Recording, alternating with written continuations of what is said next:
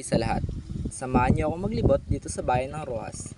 Maghanap tayo ng mga lokal na produkto na gawang kamay. Let's go!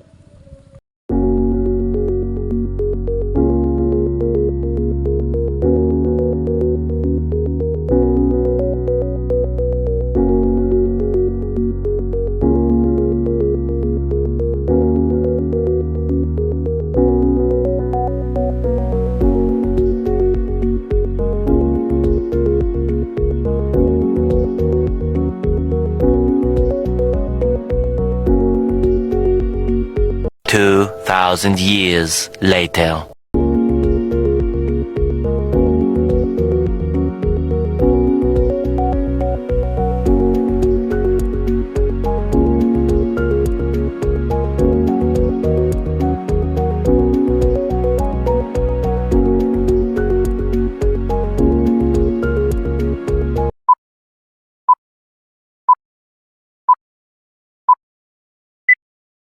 Magandang hapon po Kuya Jobert.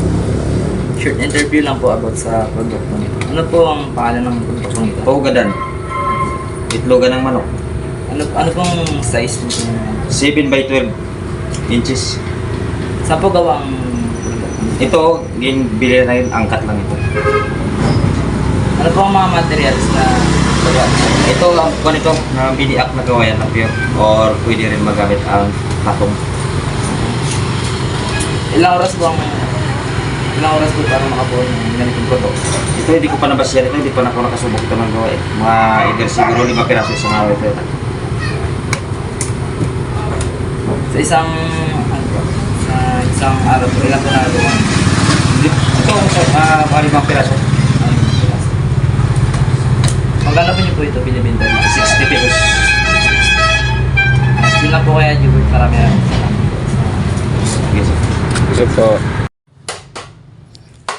Core aspect of their culture, they symbolize sustainability, utilizing readily available materials for practical needs. The intricate weaving techniques demonstrate Filipino craftsmanship passed down through generations. This tradition showcase their appreciation for natural beauty and skills of creating functional art. Moreover, the use of bamboo connects to their deep-rooted relationship with nature, recognizing its importance for survival and sustenance.